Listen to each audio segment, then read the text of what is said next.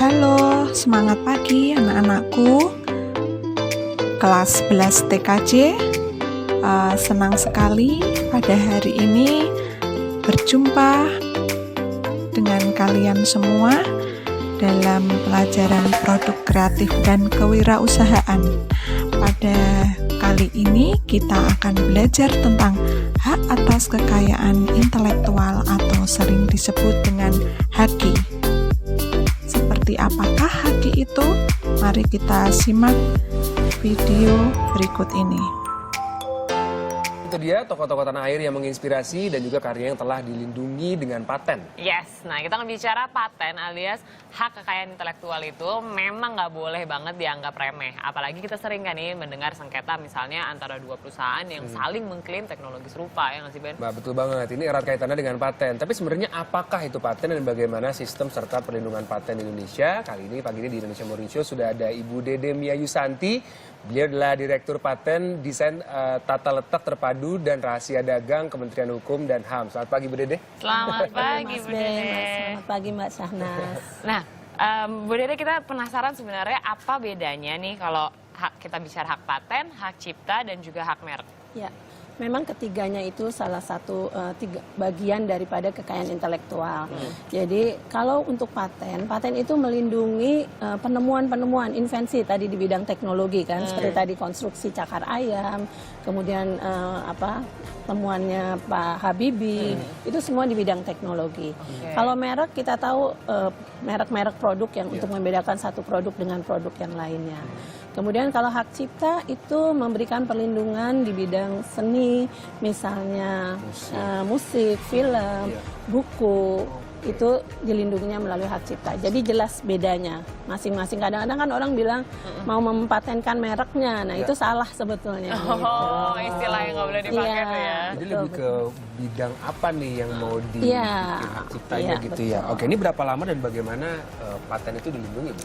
Jadi paten itu ada dua macam ya Mbak. Ada paten sederhana dan paten biasa. Jadi kalau paten sederhana itu perlindungannya 10 tahun. Sementara kalau untuk paten atau paten biasa itu 20 tahun. Jadi invensi-invensi yang sederhana kita kan kadang berpikir seperti tadi teknologinya Pak Habibie atau cakar ayam itu kan sesuatu yang canggih Mbak. Tapi kita punya sistem yang namanya paten sederhana. Ini untuk mengakomodir sistem penemuan-penemuan yang sifatnya sederhana. Oh, seperti Memang apa? perlindungannya lebih singkat, hanya 10 tahun. Sementara kalau patennya itu 20 tahun. Oh, I see. Berarti kalau saya boleh minta contoh gitu ya, Bu, mengenai paten yang sekarang misalnya terdaftar di Indonesia gitu, apa saja sih boleh dicontohkan? Jadi gini, paten di Indonesia itu sebetulnya sekitar 86% itu dari luar negeri, Mbak. Sementara yang dari dalam negeri sendiri itu 14%. Jadi sekitar 1.400 permohonan yang dari dalam negeri. Nah, kalau misalnya kita bicara paten sederhana, apa sih yang didaftarkan biasanya? Itu invensi-invensi yang sederhana, misalnya bahkan tusuk gigi gitu, ada patennya itu, ya. Kemudian alat-alat sederhana, ballpoint misalnya, itu didaftarkan di paten sederhana. Oke, itu bisa. Karena ada misalnya contohnya nih, terakhir saya terima paten sederhana, itu ballpoint yang digabung dengan pensil, Mbak. Pensil yang itu, jadi tinggal di panjang itu yang apa sih kita bilangnya cetek-cetek gitu. Mekanik ya. Pensil mekanik. Nah itu digabung dalam satu alat ballpoint.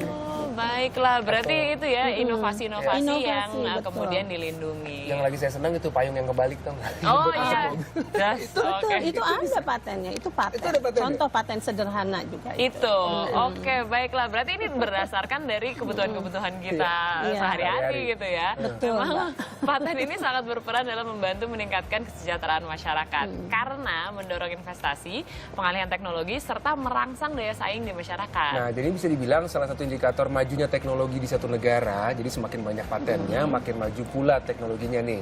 Nah, ini seperti sejumlah orang, perusahaan atau negara yang tercatat sebagai pemegang paten terbanyak. Wow.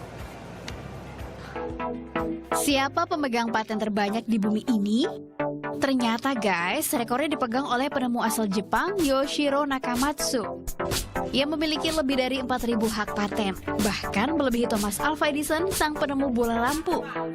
Oleh US Science Academic Society, Dr. Nakamatsu disebut-sebut sebagai salah satu dari 5 penemu terhebat sepanjang masa.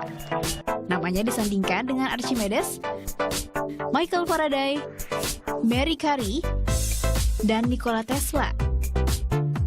Beberapa penemuannya yang paling terkenal adalah mesin argo taksi, jam tangan digital, alat pompa saus, mesin karaoke, sepatu pelompat, toilet duduk dengan pengungkit, rokok pengaktifasi kerja otak, dan wig untuk membela diri. Bukan soal banyak aja loh guys, Dr. Nakamatsu ini juga dikenal karena penemuannya unik dan eksentrik. For your information guys, Dr. Nakamatsu sudah merancang temuan pertamanya waktu usia 5 tahun loh.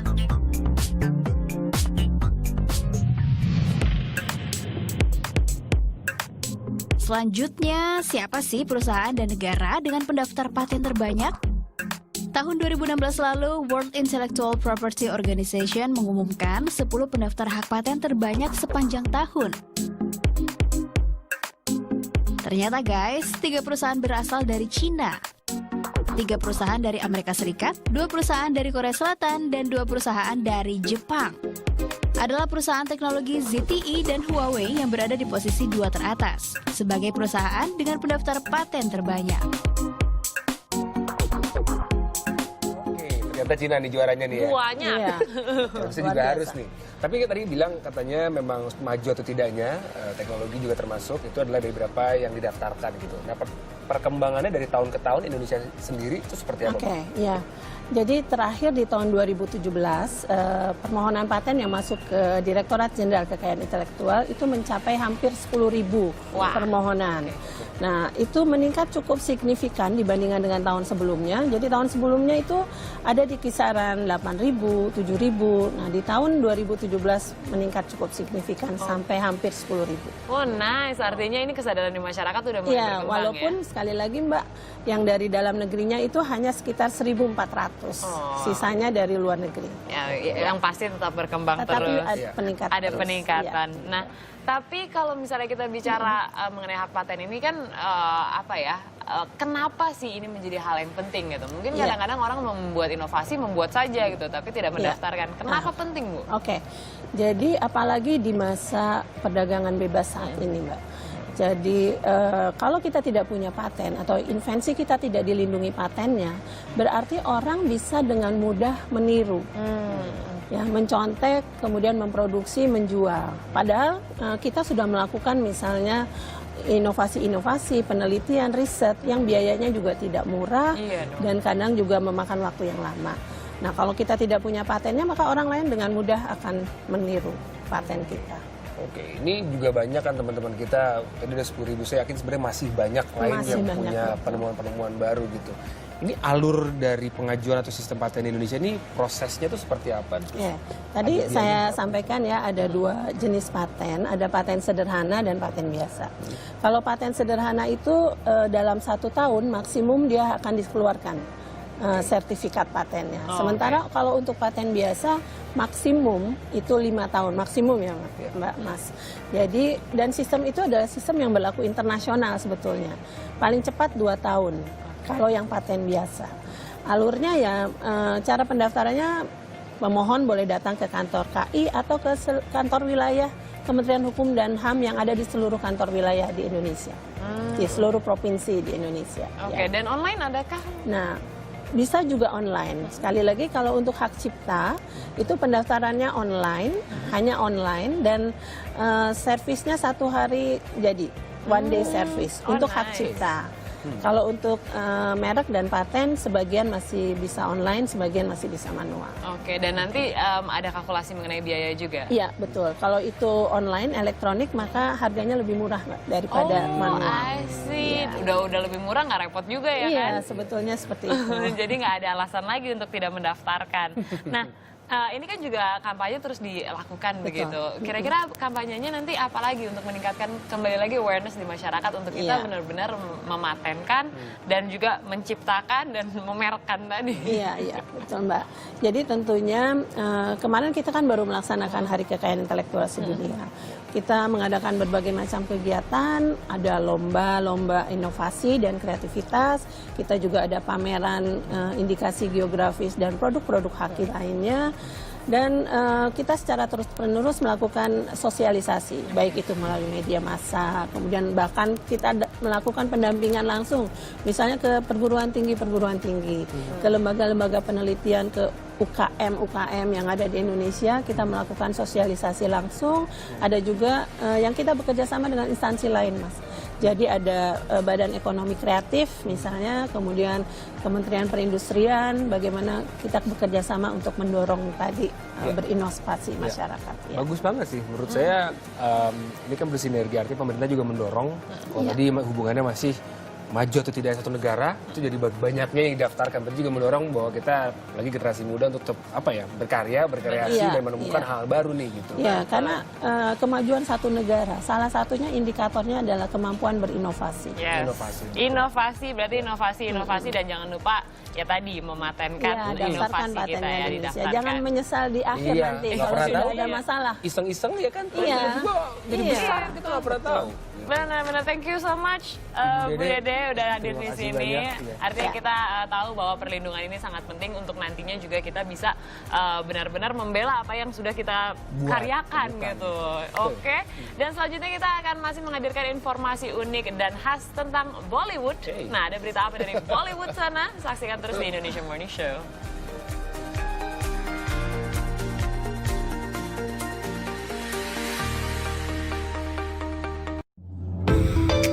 Nah, setelah anak-anakku menyimak video tayangan tadi, tentunya sudah memiliki gambaran tentang HAKI. Nah, fokus dari pembelajaran kali ini yaitu anak-anakku nanti akan dapat mengetahui pengertian dari hak atas kekayaan intelektual, tujuan dan sifat hak atas kekayaan intelektual, prinsip hak atas kekayaan intelektual, dan klasifikasi hak atas kekayaan intelektual. Adapun konsep hak atas kekayaan intelektual, yaitu karena dorongan kebutuhan adanya penghargaan atas hasil karya yang telah dihasilkan berupa perlindungan hukum bagi HAKI. Sedangkan tujuan dari HAKI adalah pemberian perlindungan hukum untuk mendorong dan menumbuhkan semangat berkarya dan mencipta. Adapun pengertian HAKI menurut Ismail Saleh yaitu pengakuan dan penghargaan pada seseorang atau badan hukum atau penemuan atau penciptaan karya intelektual mereka dengan memberikan hak-hak khusus bagi mereka, baik yang bersifat sosial maupun ekonomis. Sedangkan pengertian HAKI menurut Adrian Sutedi adalah hak atau wewenang atau kekuasaan untuk berbuat sesuatu atas kekayaan intelektual tersebut, dan hak tersebut diatur oleh norma-norma atau hukum-hukum yang berlaku.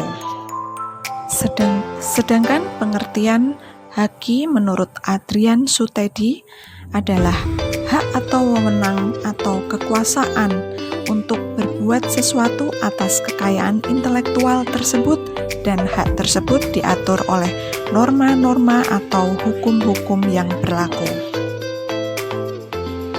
Tujuan dari penerapan HAKI yaitu mencegah adanya kemungkinan pelanggaran HAKI milik orang lain, kemudian meningkatkan daya saing dan pangsa pasar, lalu bisa dijadikan sebagai bahan pertimbangan dalam menentukan strategi penelitian bisnis dan industri di Indonesia.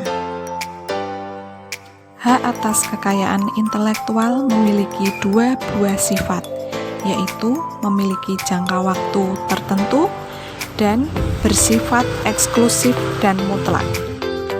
Memiliki jangka waktu tertentu, hak atas kekayaan intelektual memiliki jangka waktu tertentu atau terbatas. Contohnya adalah hak milik.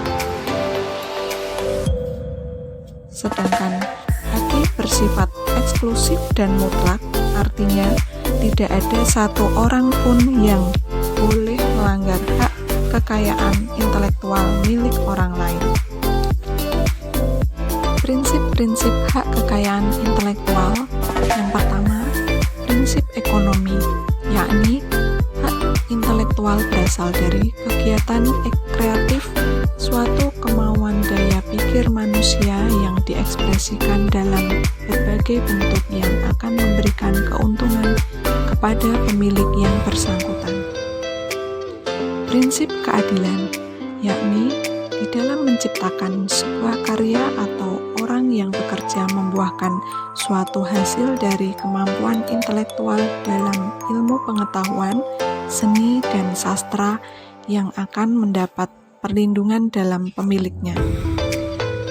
Prinsip kebudayaan, yakni perkembangan ilmu pengetahuan, sastra, dan seni untuk meningkatkan kehidupan manusia. Sedangkan prinsip sosial mengatur kepentingan manusia sebagai warga negara, artinya hak yang diakui oleh hukum dan telah diberikan kepada individu merupakan satu kesatuan sehingga perlindungan diberikan berdasarkan keseimbangan kepentingan individu dan masyarakat. Klasifikasi hak kekayaan intelektual terdiri dari dua bagian, yaitu hak cipta dan hak kekayaan industri. Hak cipta merupakan salah satu jenis hak kekayaan intelektual, namun hak cipta berbeda dengan hak kekayaan intelektual. Sedangkan hak kekayaan industri yaitu hak yang mengatur segala sesuatu tentang milik perindustrian, terutama yang mengatur perlindungan hukum. Demikian tadi garis besar penjelasan tentang haki. Selanjutnya mari kita berdiskusi tentang hak cipta dan hak kekayaan industri sehingga anak-anakku dapat paham betul mana yang termasuk hak cipta dan mana yang termasuk hak kekayaan industri.